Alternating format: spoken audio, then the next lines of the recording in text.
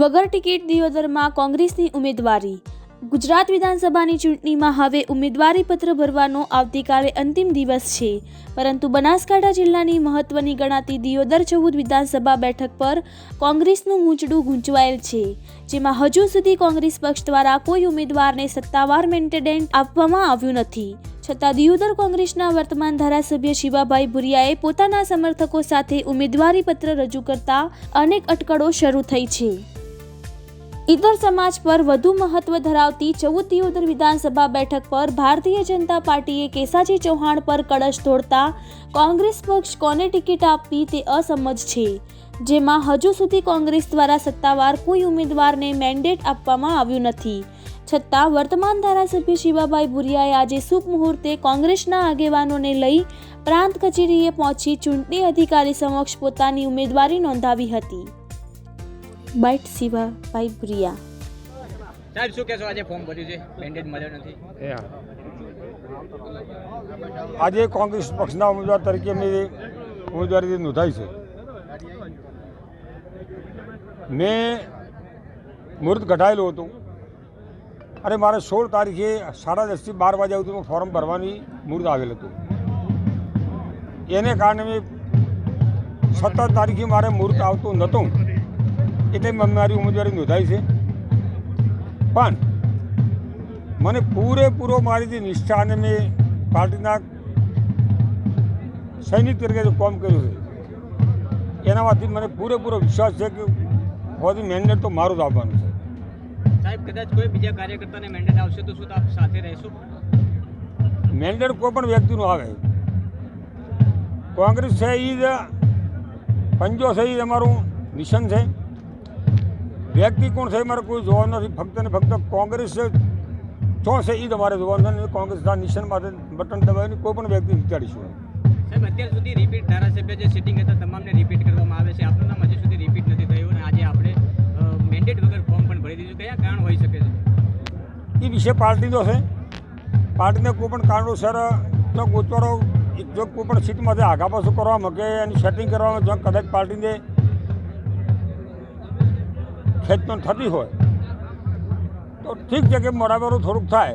દર વખતે મને એવો ખબર છે કે દર વખતે 6 તારીખે જ પાર્ટી મેન્ડેટ આપતી હોય છે. એવું નથી હોતું કે આ તો આ વખતે જાહેરાત કરી, એટલે કે દર વખતે જાહેરાત 6 તારીખે પાર્ટી કરતી હોય છે. એટલે એમાં કોઈ પણ પ્રકારની એવું નથી કે પાર્ટી કેમ મોડી જાહેરાત કરી છે. એમાં ઘણી પ્રકારના પાર્ટીને વિચારો કરવાના હોય છે. પરિણામ લાવવા માટે 17 મહિના વિચારો કરી અને પાર્ટી નિર્ણય કરતી હોય છે. એટલે પાર્ટી જેને મેન્ડેટ આપશે 100% મને વિશ્વાસ છે કે મારા સિવાય કોઈનું મેન્ડેટ આપવાનું નથી. પરંતુ કોઈ પણ પ્રકારનું ફારફેર રહેશે તો હું સાથે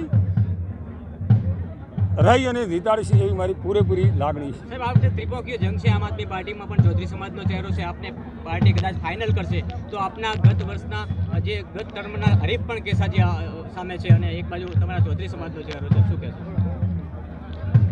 આમ આદમી પાર્ટીએ ઉમેદવારી ફોર્મ નોંધાયું. હું ઘણી બધી ચૂંટણી લડ્યો છું. મારા અમે વારંવાર ભાજપે જુદા જુદા ઉમેદવારો ઘણા વાગ્યા છે. જ્યારે જ્યારે હું ચૂંટણી લડ્યો નહીં જોઉં કોઈ પણ ઉમેદવારો અમારા સામે હોય,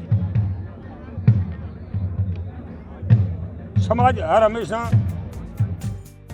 બીજી તરફ દિયોદર આદર્શ હાઈસ્કૂલ ખાતે કોંગ્રેસ દ્વારા જનસભા યોજવામાં આવી હતી, જેમાં કોંગ્રેસના દિગ્ગજ નેતાઓએ ફરી 14 દિયોદર વિધાનસભા પર કોંગ્રેસનો પંજો લહેરાય તેવું આહવાન કર્યું હતું.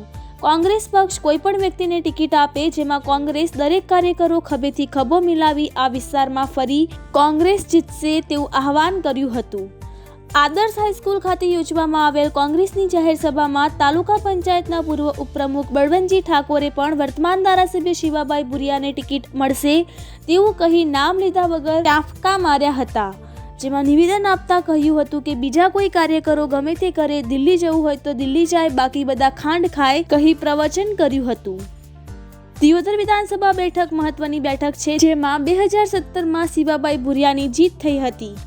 કારણ કે આ બેઠક પર ઇતર સમાજનું પ્રભુત્વ વધારે હતું, પરંતુ આ વખતે સમીકરણો બદલાયા છે, જેમાં કોંગ્રેસ પક્ષ પણ મેન્ડેટને લઈ અસમજમાં છે, જેમાં હવે કોંગ્રેસ પક્ષ કોને તાજ પહેરાવે છે તેની સામે નજર મંડાઈ છે.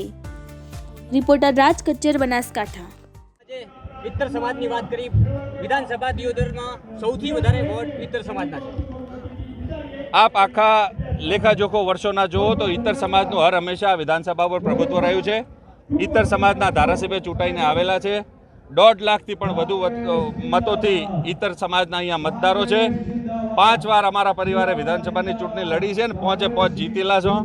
અમારો બી હક છે. કોંગ્રેસ જેને બી પંજાનું મેન્ડેટ આપશે એ અમને શિર માન્ય છે, પણ અમારી બી દાવેદારી છે, આપ સૌને બી ખ્યાલ છે. અને ભગવાન માતાજી કરે તો 2022માં અહીંથી પંજો પરચમ લહેરાઈ અને ગાંધીનગર જાય એની માટે અમે સૌ આજે કટિબદ્ધ થયા છીએ. મેન્ડેટ વગર પણ આજે શિવભાઈ મોડિયાએ ફોર્મ ભરી દીધું છે. શિવાભાઈએ એવું નક્કી કર્યું કે એમને મેન્ડેટની રાહ જોયા વગર ફોર્મ ભરવાનું નક્કી કર્યું, કેમ કે ગુરુવાર એમને કંઈ ફળતો નથી, એટલે એમને વિચાર્યું કે આજે છેલ્લો દિવસ છે એટલે હું ફોર્મ ભરી દઉં. પાર્ટી હાઈકમાન્ડ સર્વોપરી છે. આદરણીય જગદીશભાઈ ઉત્તર ગુજરાતના નેતા છે, ગુજરાતના પ્રમુખ છે. પ્રભારી શ્રી AICCના 6 મહિનાથી આદરણીય વિરેન્દ્રસિંહજી હોય, રઘુ શર્માજી હોય, પોતાના પરિવારને છોડીને અહીંયા કામે લાગેલા છે. ત્યારે હું ચોક્કસપણે વિચાર કરી રહ્યો છું કે આ વખતે કોઈ કચાશ કોંગ્રેસ પાર્ટી રાખવાની નથી. સાહેબ, સંબોધનમાં આપણે અનેક નેતાઓના નામ લીધા છે, અનેક લોકોએ ઉમેદવારી નોંધાવી છે, દાવેદારી નોંધાવી છે. એમાંથી કોઈ પણ ટિકિટ મળશે, તમામ સાથે રહેશે. ઇત્તર સમાજના મતદારોની વાત છે ત્યાર સુધી અમે ઇત્તર સમાજના નેતા તરીકે અહીંયા પ્રભુત્વ અને અમારી નેતાગીરી કરીએ છીએ, એમનો અવાજ બનીએ છીએ. ત્યારે ઇત્તર સમાજ આજે આ વખતે ખભે ખભા મિલાઈ અને કોંગ્રેસ સાથે રહેશે. અને સાથે સાથે ચૌધરી સમાજને બી વિનંતી કરી છે કે કદાચ ઇત્તર સમાજને મોકો મળે તો ચૌધરી સમાજ બી સ્વયંભૂ આ કોંગ્રેસના નિશાન ઉપર મેન્ડેટ જે કોઈ લઈને આવે એમાં જોડાય એની માટે કહીને આજે પ્રયાસો કરી રહ્યા છે.